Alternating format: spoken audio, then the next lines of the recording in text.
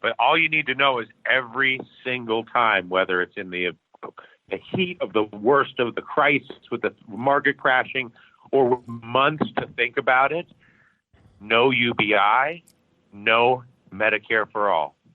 They don't want it. They don't like it. They are against it. They don't want to support you in your home. They don't want to support the most vulnerable in the society. They don't want people to have mobility. They don't want people to have health care.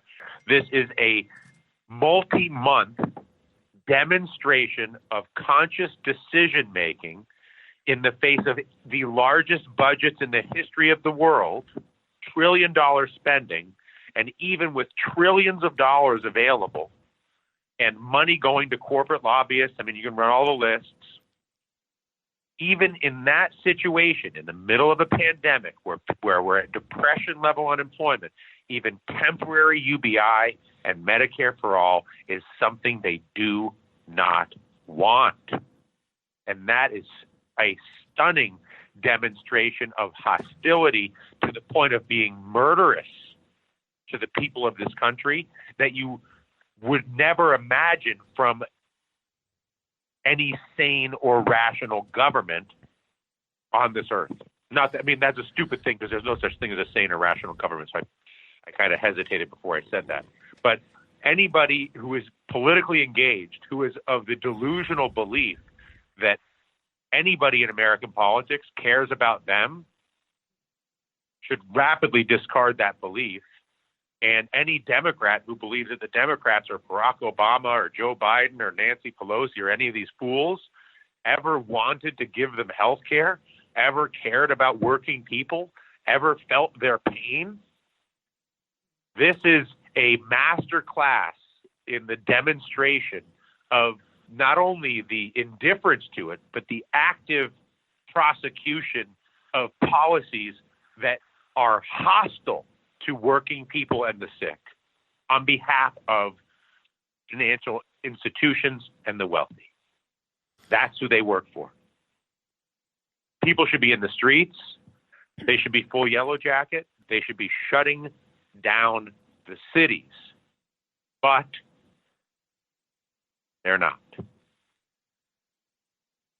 Okay. But there's lots of other countries that have complacently accepted an oligarchy and an underclass. India lives with it. Brazil lives with it. I mean, there are plenty of countries that have complacently drifted into this situation, and America seems to be one of them. So we're just going to accept that we're going to have a two-tiered society, one mostly made up of the underclass, which will be the people who have no job and unemployment, people who are perennially poor, the generationally poor.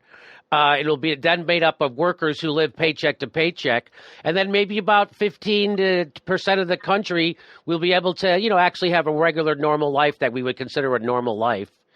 And we will end up like Brazil, right? And that's where this is heading, right? I mean, it is really the standard model. And America had a moment after World War II where it actually had a middle class, but that has been, Bill Clinton really started in on it, and then George Bush and Barack Obama really did a number on it. And then Donald Trump, to his credit, basically just said, listen, this is all bullshit. Like, why are we pretending? Like, the one thing that I think Donald Trump had going for him was there was no sheen of class, like the aspirationalism of Barack Obama's celebrity to make people feel good while they're getting destroyed by the overclass. It's why we talked about the Bidens and the Obamas are more dangerous to the people because they're like a narcotic for people's psychology, so they don't realize they're getting the frog is getting boiled. That's a great way to put it. They're a narcotic for people's psychology, so they don't realize they're getting boiled. That's the way I used to say it was that Barack Obama, or when a Democrat becomes president, half the left goes to sleep to all the horrible stuff that the government does, no matter who's the president. And that's exactly what happened with Barack Obama. And that's the case that I've been trying to make, and why I wouldn't vote for Hillary Clinton, because it would have put the left to sleep once again, and you can't protest against a good Democrat. Democrat, even as they're kicking 5.1 million people out of their houses in the middle of a recession, as they're making the banks bigger, as they're opening up the Arctic to drilling, as they're letting cops crack the heads of peaceful protesters at Occupy Wall Street, as they turn their backs on union teachers in Wisconsin, as their collective bargaining is taken away from them, as they say we're going to let it play out in DAPL, as they bail out private equity firms that inflate the price of first-time home buyers as they leave office. None of that gets protested or even opposed or even talked about when a Democrat is the president. Unfortunately, none of that got talked about when Donald Trump is president either, because the Democrats are so corrupt that they don't have the ability to talk about those things. Instead, they talk about an evidence-free red-baiting conspiracy theory aimed at the president and any of their political enemies, which has now been completely revealed to be unbelievable malfeasance on the part of the FBI and the CIA and the NSA and the Democratic Party and the media.